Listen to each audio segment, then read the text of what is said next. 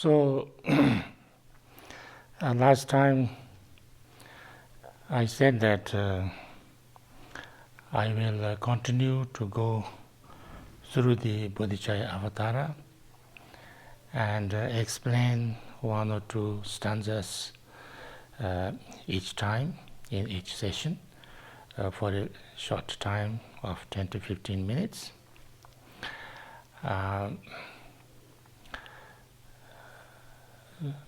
But to begin with, I would like to draw your attention to the fact that because of coronavirus, hundreds of people are dying every day in many countries all over the world. So I request you to think about them, those who have died, those who are very sick, and those who are working tirelessly in order to help those who are sick, and say some prayers and make some dedications for them, and also that the teaching that we will go through the Bodhicharyavatara, that also we would dedicate for them. And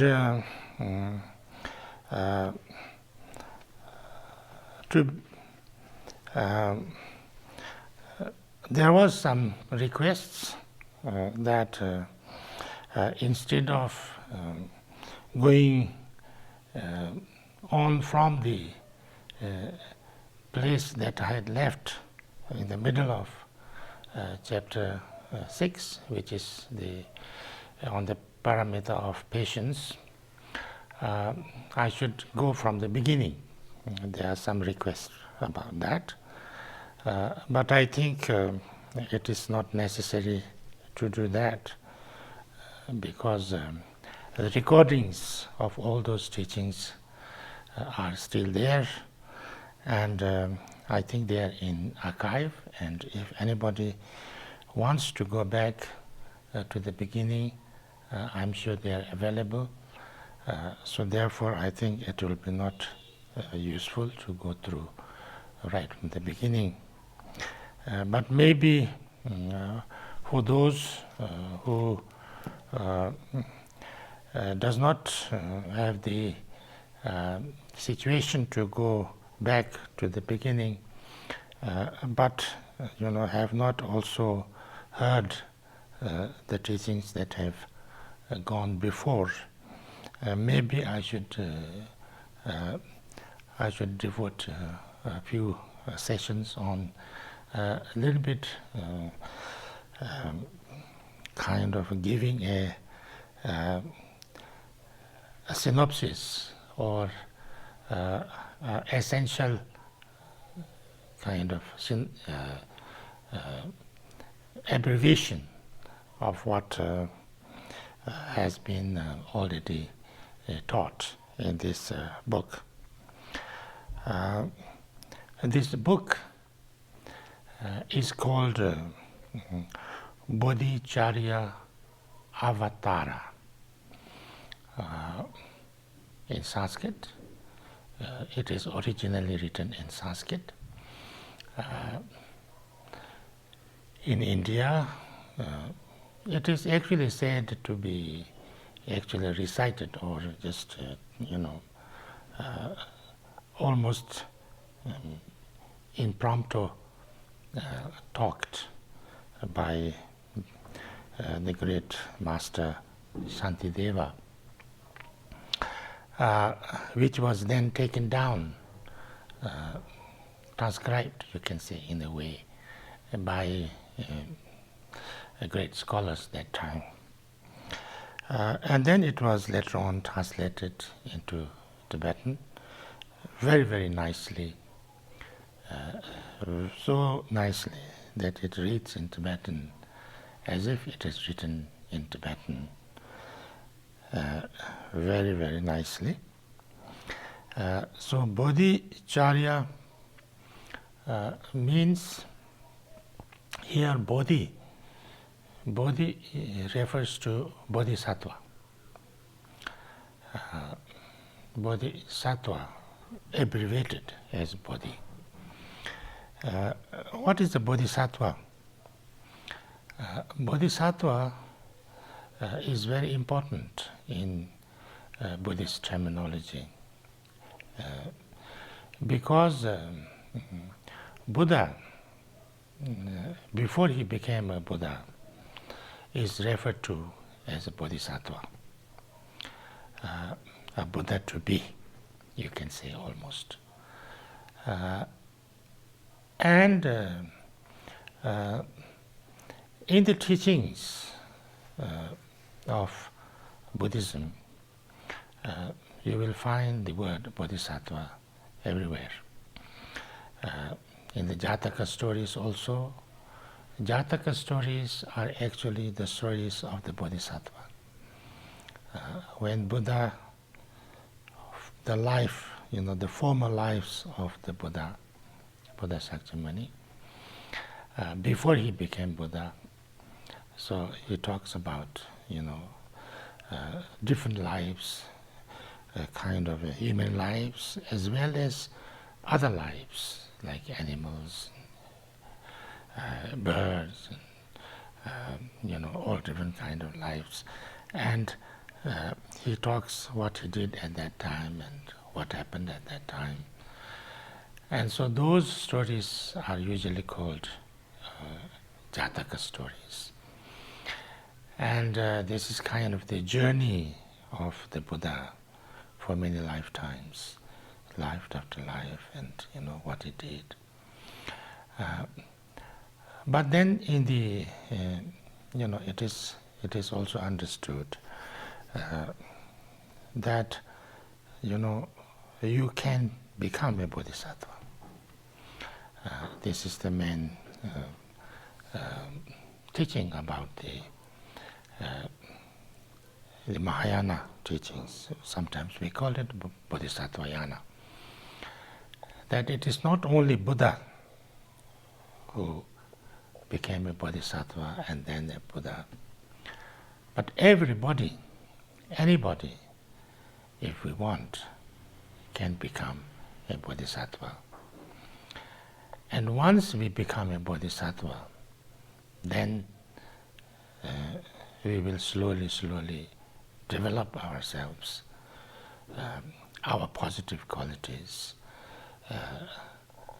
our innate positive qualities.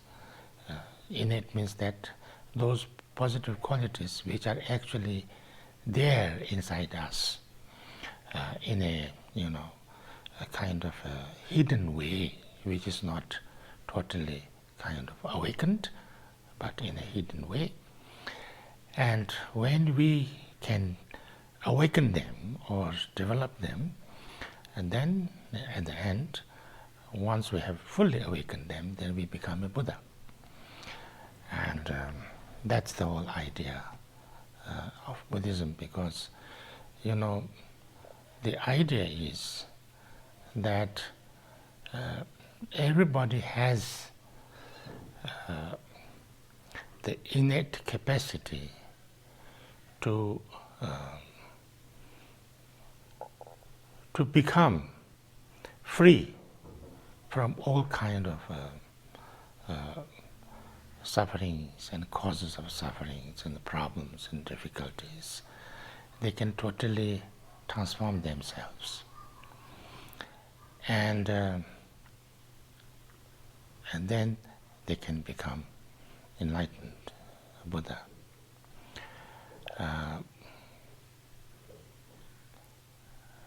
But in order to do that, we need to start to work on ourselves, by ourselves.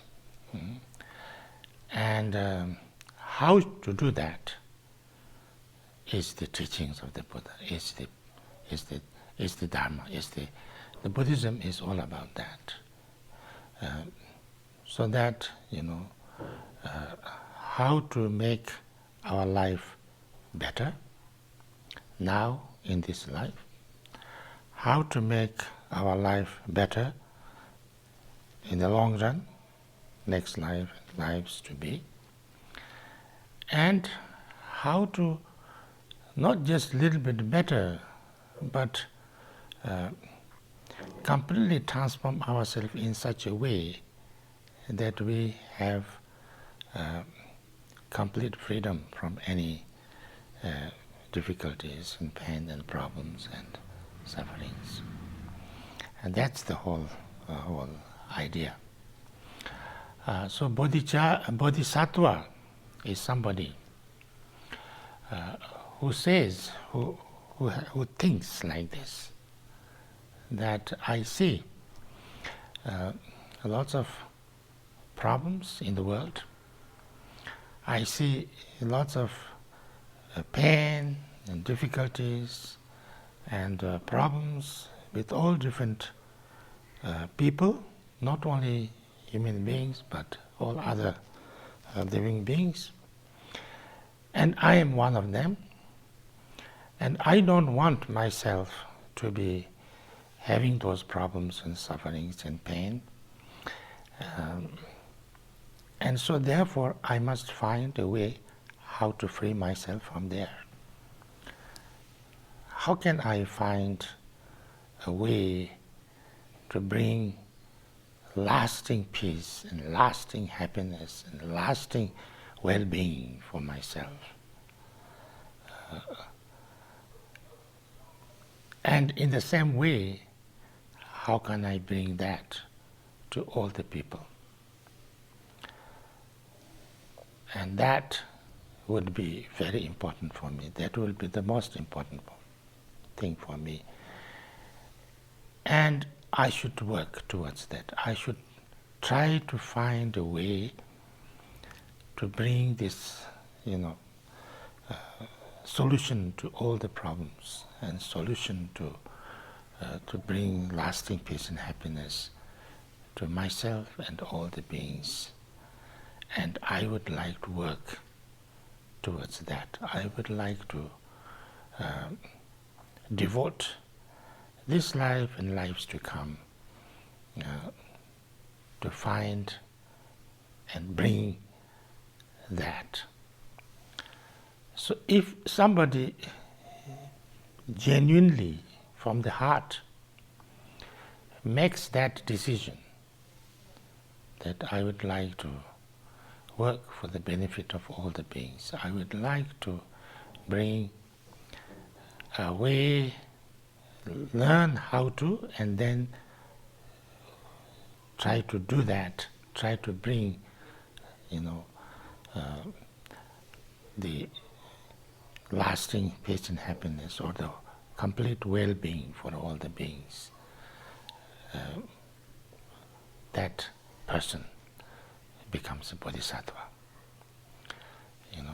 That motivation makes a bodhisattva. And that is bodhisattva. And the intention, that intention or that motivation or that decision of a person, that wishes well, who wants to bring something good, wants freedom, happiness, well-being to all the beings, irrespective of, complete equally, like not only to my community, not only to those who belong to my kind of belief, my religion, my society, my country or nation, my world, my race, my humans, but to everybody, without leaving anybody out. If somebody, has that motivation or that attitude, that state of mind, is called bodhicitta. So if somebody has the bodhicitta, then he or she is a bodhisattva. And anybody can become a bodhisattva. You don't even need to be a human being to be bodhisattva. Of course, you don't need to be a Buddhist. You can be anybody, to really work for the benefit of everybody, benefit of all, benefit of myself and others. That is a bodhisattva. So Bodhicharyavatara, the charya, bodhi, that's the bodhisattva is bodhi. Charya is activity, or that you can say the ways of life. Charya is way of life. How to behave, how to live, how to act, how to train. That is charya, bodhicharya. Charya is the action. So bodhicharya is the bodhisattva's way of life, bodhisattva's actions. Avatara means entering into. How do we enter, into the bodhisattva's way of life? How do we, the entering into the bodhisattva's way of life? How to get into that? How to learn? Entering means like beginning. How to begin. So this book is about that. So therefore it's called Bodhicharyavatara. So I think this is the name of the book, and this is also the subject of the book. This is the whole kind of whole thing, what we discuss in this book is about that. So therefore I will stop here. And in conclusion, I would like to share with you some of the things that I have heard about coronavirus. I'm listening to all kind of messages and chats and discussions and information from all over the world on coronavirus every day, almost day and night, as I'm sure most of you are doing too, because I'm worried about this. I think everybody is. And there are some very good, kind of discussions and news about that, also in Tibetan language, from Tibet directly, from China directly. And many people are saying that drinking hot water, drinking hot tea, drinking hot liquids is very good, because it seems that the first thing when the virus gets into our into our mouth, or it goes to the throat, and then if we drink a lot, and also we have like warm hot vapor, and also gurgle ourselves with hot water or anything, that helps. And some Indians who actually were in around this area of Wuhan, and they were saying that what they have observed is that in Wuhan lots of people actually did only that, just drink hot tea and hot water, and and then that kind of cured them. So since it has nothing I'm not sure that would harm anybody. So maybe it's good that we should all do that. I am doing it. I'm drinking lots of hot water and also some Chinese tea sometimes. And it seems it's good for me, and I think we should all do that because that anyway, everybody is saying that there is no medicine anyway. So therefore, why not do something, anything that could even in little way help us? So therefore, wish you a very good drink today of hot water or hot green tea or herbs or whatever. So I'll stop here. Thank you very much.